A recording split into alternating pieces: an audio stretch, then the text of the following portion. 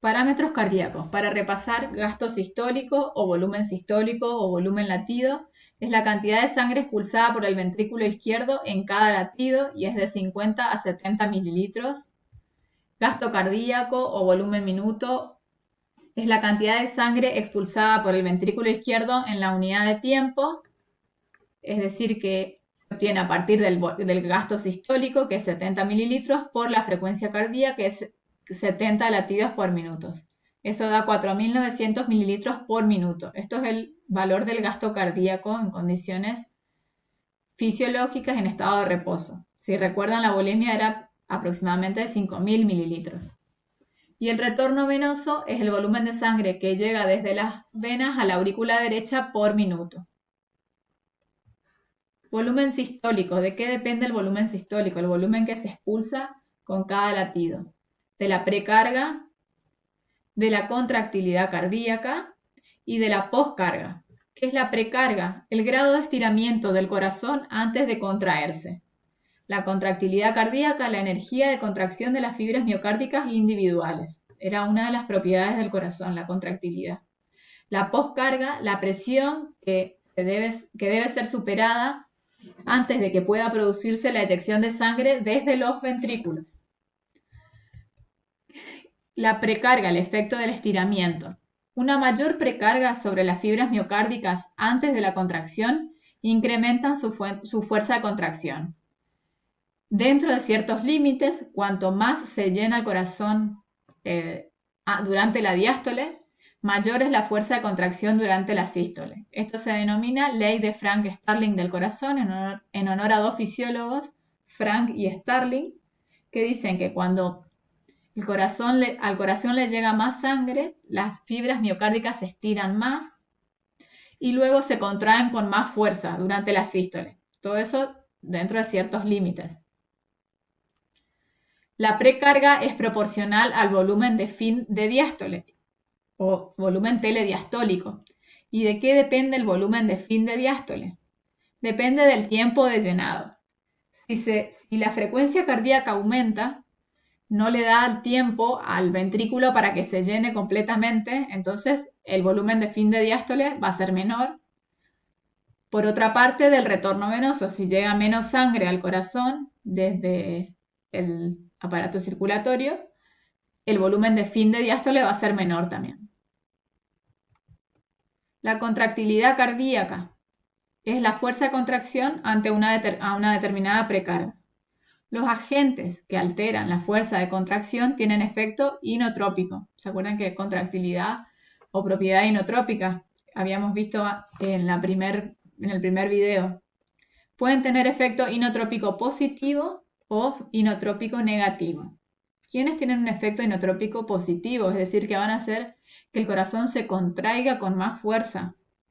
La estimulación del sistema nervioso simpático, las hormonas adrenalina y noradrenalina liberadas por la glándula suprarrenal, niveles aumentados de calcio iónico extracelular y la digitalina.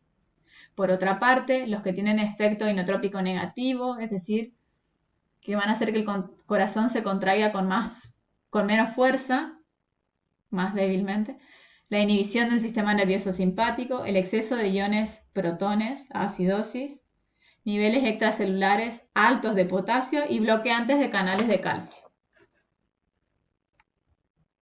En cuanto a la poscarga, la eyección comienza cuando la presión en el ventrículo derecho supera la presión en el tronco pulmonar, que era alrededor de 8 milímetros de mercurio, y la presión en el ventrículo izquierdo supera la presión que hay en la aorta, que es aproximadamente 80 milímetros de mercurio. Cuando se vencen esas presiones, se abren las válvulas semilunares y ocurre la eyección.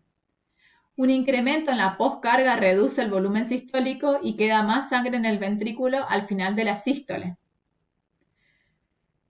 ¿Qué va a hacer que aumente la presión, la poscarga, digamos, y quede más sangre al final de la sístole? Bueno, la hipertensión arterial, porque va a haber que vencer más presión para que pueda ocurrir la eyección. Por otra parte, el estrechamiento de las arterias por aterosclerosis. Aumentan la resistencia al flujo. La frecuencia cardíaca, el número de latidos por minuto. Los ajustes en la frecuencia cardíaca son importantes en el control a corto plazo del gasto cardíaco y vamos a ver también de la tensión arterial. Los agentes que alteran la frecuencia cardíaca tienen un efecto cronotrópico, ¿sí? El automatismo, una de las propiedades del corazón, propiedad cronotrópica. El sistema nervioso autónomo que va a modular la frecuencia cardíaca y también las hormonas adrenalina, noradrenalina liberadas por la glándula suprarrenal y los iones potasio, calcio van a modular la frecuencia cardíaca, el ritmo del corazón. Ahora veamos la regulación del corazón por el sistema nervioso autónomo. El corazón recibe inervación de las divisiones simpática y parasimpáticas del sistema nervioso autónomo. La inervación del sistema nervioso simpático comienza en las neuronas simpáticas preganglionares que se extiende desde la médula torácica hasta los ganglios simpáticos del tronco, donde hace sinapsis con las neuronas simpáticas postganglionares. Los axones de las neuronas simpáticas postganglionares a su vez forman los nervios simpáticos conocidos como nervios aceleradores cardíacos que se extienden hasta el nodo sinusal, nodo auriculoventricular y sobre todo al miocardio ventricular. Los potenciales de acción de los nervios aceleradores cardíacos desencadenan la liberación de noradrenalina que se une a los receptores beta adrenérgicos en las células cardíacas. La inervación parasimpática del corazón se inicia en las neuronas parasimpáticas preganglionares, las cuales se extienden desde el tronco encefálico a través de los nervios vagos hasta hacer sinapsis con las neuronas parasimpáticas postganglionares en la pared del corazón. Los axones de las neuronas parasimpáticas postganglionares a su vez terminan principalmente en el nodo seno-auricular y el nodo aurículo-ventricular y no envían terminales hacia los ventrículos. Los potenciales de acción de los axones parasimpáticos postganglionares desencadenan la liberación de acetilcolina que se une a los receptores colinérgicos muscarínicos en las células cardíacas. Esta es otra figura para ver que entonces la inervación del parasimpático ocurre sobre todo en los nodos seno-auricular y aurículo-ventricular y la inervación simpática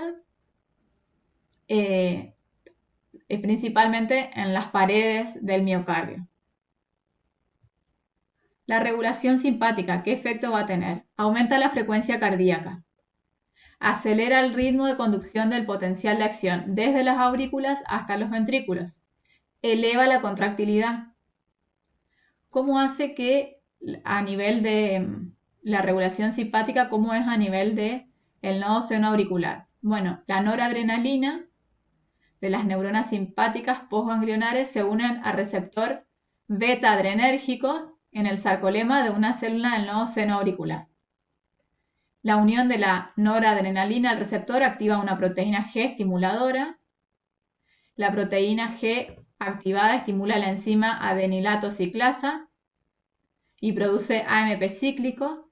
El AMP cíclico se une a los canales IF, ¿se acuerdan? Los canales involucrados en el potencial marcapasos.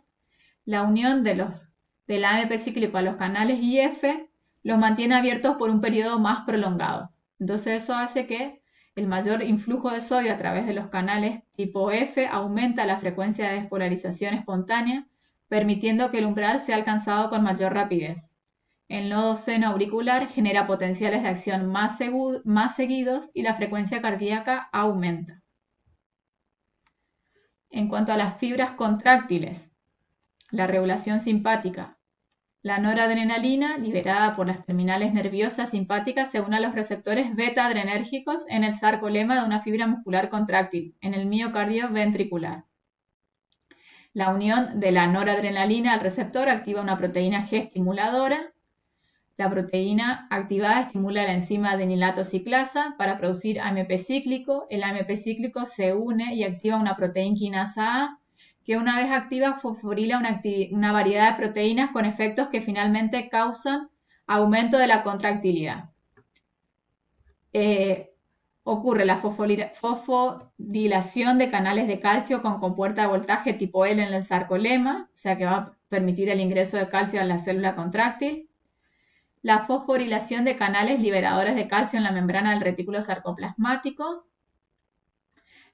¿Se acuerdan de fosfolamban? Se fosforila, así que deja de inhibir a la cerca y es más rápido la relajación, va a entrar más calcio al retículo sarcoplasmático. Y también fosforila las cabezas de miosina para que ocurra la contracción con más fuerza. Efecto de la estimulación simpática. Este es otro esquema para repasar. La estimulación de los nervios simpáticos, entonces el neurotransmisor noradrenalina que actúa sobre los receptores beta-adrenérgicos, aumenta la permeabilidad de los iones calcio y sodio. ¿Sí? El calcio en la fibra contráctil, sodio en las células autorrítmicas. Eso va a generar un potencial de reposo más positivo, aumenta la frecuencia cardíaca, por lo tanto el gasto cardíaco, y aumenta la fuerza de contracción. La regulación parasimpática disminuye la frecuencia cardíaca, reduce la velocidad de conducción del potencial de acción desde las aurículas hacia los ventrículos y ejerce un efecto escaso o nulo sobre la contractilidad de los ventrículos. La regulación parasimpática sobre todo afecta a la frecuencia cardíaca, no tanto la fuerza de contracción. Entonces, ¿cómo actúa los nervios parasimpáticos a nivel de las células del nodo sinusal? La acetilcolina, liberada por las neuronas parasimpáticas postganglionares, se une a los receptores muscarínicos en el sarcolema de una célula del nodo seno-auricular. La unión de la acetilcolina a su receptor activa una proteína G inhibitoria. La proteína G activada abre un subgrupo de canales de potasio conocidos como canales de potasio regulados por acetilcolina. La apertura de estos canales permite que más iones potasio salgan de la célula. La membrana se hiperpolariza y el potencial de marcapasos de la célula del nodo seno-auricular se inicia en un valor más negativo. La proteína G inhibitoria activada también inhibe la adenilato ciclasa, que disminuye la producción de AMP cíclico. La menor producción de AMP cíclico acelera el cierre de los canales de sodio tipo IF, entonces reduce el ingreso de sodio hacia las células. Y esto para repasar: la estimulación parasimpática, el neurotransmisor acetilcolina, que va a disminuir la frecuencia de ritmo en el nodo sinusal y disminuye la excitabilidad de las fibras del nodo auriculoventricular. Aumenta la permeabilidad al potasio, eso genera hiperpolarización y reduce el potencial de membrana de reposo. Principalmente disminuye la frecuencia cardíaca y en menor medida la frecuencia de contracción.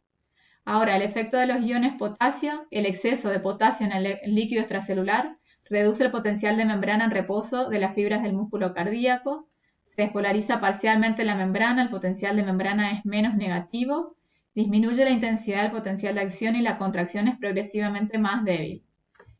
Y los iones calcio: el exceso de calcio en el extracelular lleva a que el potencial de reposo sea más positivo y produce una contracción espástica.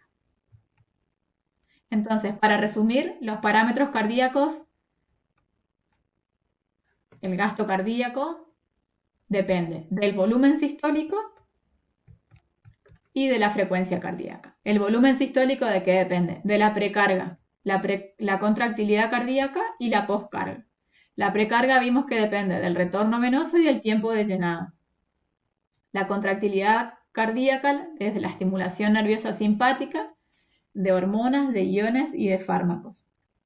Y después el sistema nervioso simpático va a modular la frecuencia cardíaca y el parasimpático también. También las hormonas y los iones modulan la frecuencia cardíaca. Entonces, esto para resumir las variables que afectan a los parámetros cardíacos.